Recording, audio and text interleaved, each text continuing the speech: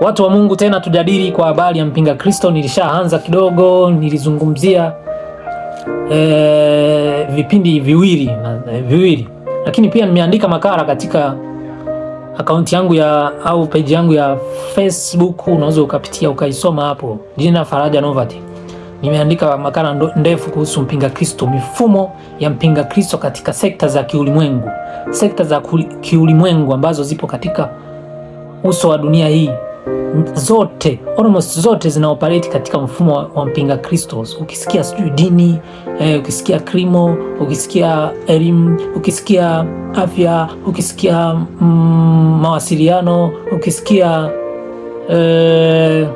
michezo, hizo zote sekta zinafanya katika au zina operate au zinaendeshwa katika mfumo wa nini? Wa mpinga Kristo. Kwa hiyo nikawa nasema mpinga Kristo ni nini? Mpinga Kristo, nikawa nasema kwamba mpinga Kristo ni mfumo unaofanya binadamu tusiishi katika utu, tuishi kama wanyama, yani tuishi kwa kuumizana, kwa kuoneana, kwa kufitiniana, kwa unafiki.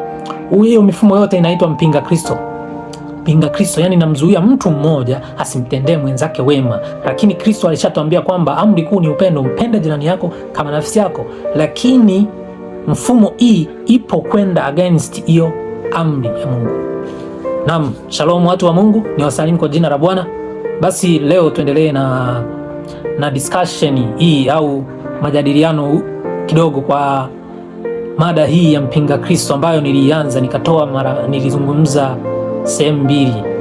Kumbuka nilisema ukisema mpinga Kristo maana yake ni mtu au ni mfumo ambao unapingana na wewe na mimi kutenda wema.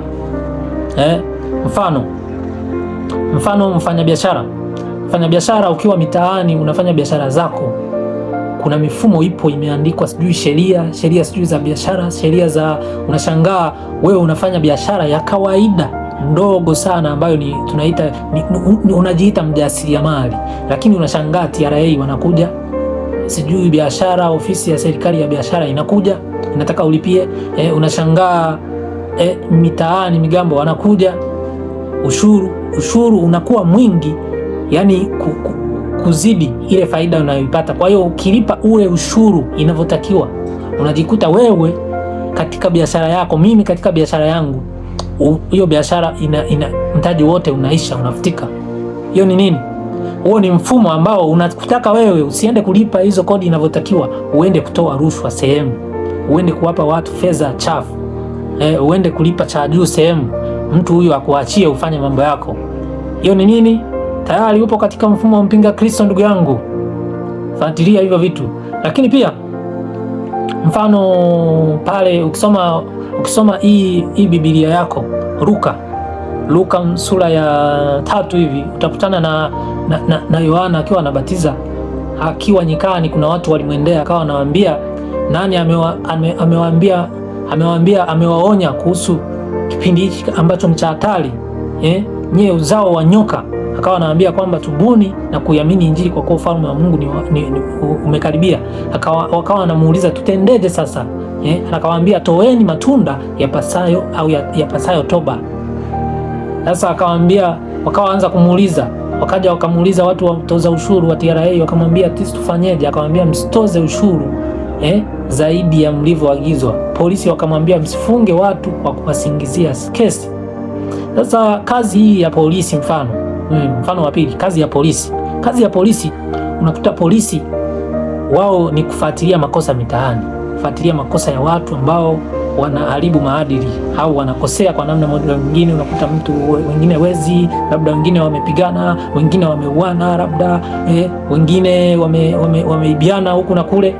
Kwa hiyo hizo kesi zote, sasa watu ambao wanafungwaga na polisi, wanafunguliwaga na kesi, unakuta ni watu ambao wanakuwa hawana uwezo, watu ambao hawawezi kutoa hela kufuta hizo kesi ziishe, au ndo wanafungwa mfumo huo. Kwa hiyo yule polisi amelipwa mshahara mdogo, au Yohana aliwaambia toshekeni na mishahara yenu. Wamepewa mishahara midogo ili hiyo mishahara isiwatoshe, wajikute wameingia katika kura cha juu. Huo tayari ni nini? Ni mfumo. Huo tayari mfumo unamzuia nini? Unamzuia asitende kwa haki. asitende kwa upendo, asitende kwa uaminifu, tayari huo ni nini? Mfumo wa mpinga Kristo. Ndio mpinga Kristo hivyo anavyo operate, anavyofanya kazi. Huyo ni polisi. Kwa hiyo polisi akiwa barabarani, trafiki, kama ni trafiki, lazima atakuwa anachukua zile shingapi ngapi. Kama umeshasafiri umeshaona, huyo ni polisi. Unakuja labda mwanasheria, yani hizo kazi hizo, yani sijui anafanyaga kazi za shetani, sielewagi, ila ni kwamba ukuje mwanasheria. Sasa mwanasheria unamkuta, ili yeye aishi anatakiwa afunge watu kwa kuwasingizia. Unakuta mtu amefungua labda kesi, amemsingizia mtu labda ubakaji, ni mtu mwenye pesa yake, amemsingizia mtu, umekorofishana, amekusingizia kwamba wewe umebaka, unapelekwa polisi inapeleka mahakamani.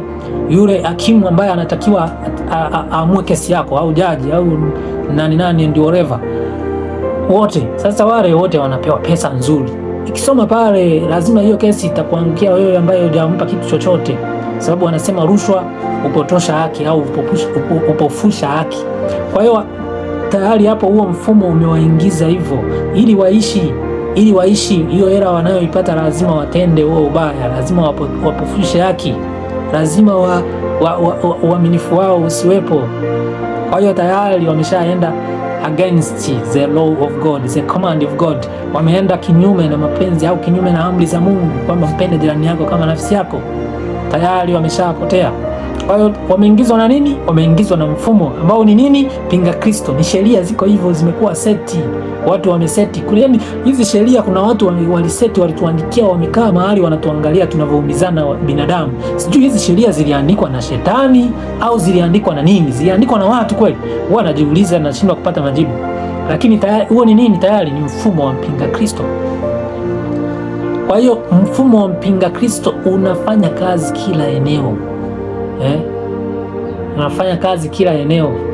Kwa hiyo unakuta au mahakimu, majaji, manini, unakuta walio wanaofungwa tu ni wale wakina kapuku, wale ambao maisha yao ni magumu, wale ambao ni wanyonge, wale ambao hawana nguvu ya kiuchumi, ndo wanafungwa, ndo wamejaa magerezani. Unakuta kule magereza, wale wanaofungwa kule, pesa inakuwa inatolewa kulingana na idadi labda ya watu. Unakuta kila kichwa labda kinalipiwa 3,000 labda kwa siku. Kwa hiyo kule ile pesa ikipokelewa na wale askari magereza, nao wanataka wale cha juu. Ni mfumo tayari huo umeingia kwenye mfumo. Wanaona wanaishi maisha ya kawaida, lakini kumbe hizo ni pesa za laana. Ni mifumo ya mpinga Kristo inavyofanya kazi. Ila sisi wanadamu tumo, lakini hatuoni kama vile tunakosea, tunaona tunaishi. Kwa hiyo mfumo unakuwa cycle, unazunguka, unakuwa kama cycle, life cycle, tunaita cycle of what? Huwa kuna vicious cycle of poverty. Sasa hii ni vicious cycle of what? Of antichrist. Ni mzunguko, mduara wa mzunguko wa pesa chafu. Kwa hiyo unakuta hata makanisani wale askari wanatoa sadaka. Unakuta au mawakili wanatoa sadaka, wanatoa michango. Sadaka zinaliwa na wachungaji. Kwa hiyo kila mtu unakuta ameshare ule ubaya, ameshare ule uchafu. Kwa hiyo unakuta kila mtu, hakuna ambaye yuko salama.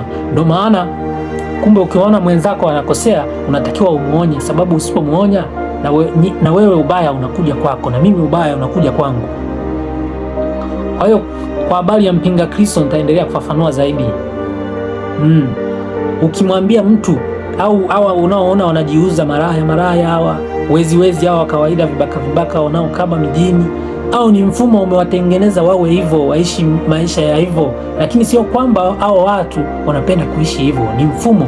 Wameenda kufanya biashara, wamekutana na TRA, wamewafilisi. Wameenda wamelima, lakini mazao yao hayauzwi katika soko bila kufanyiwa udalali.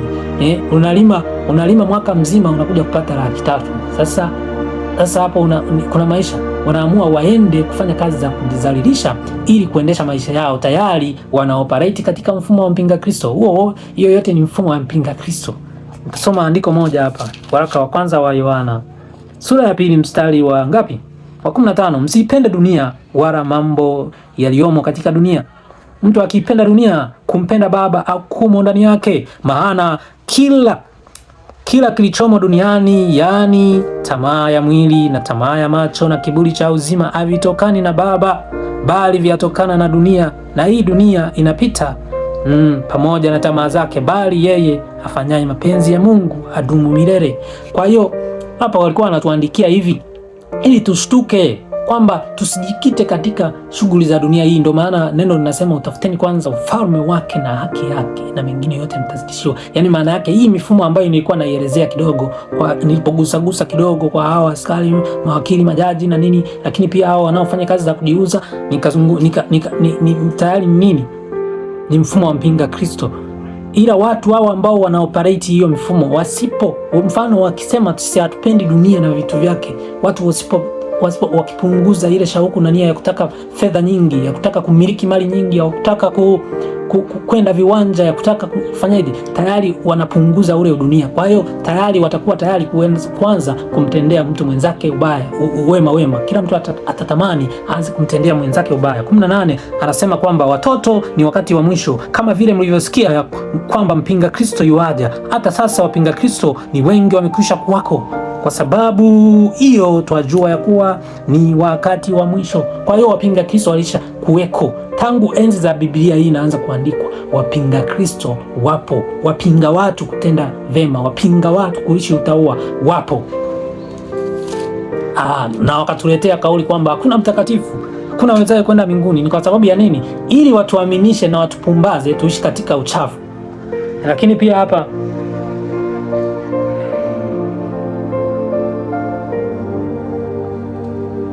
pia hapa 18. Kwa hiyo ndo habari ya mpinga nini? Mpinga Kristo.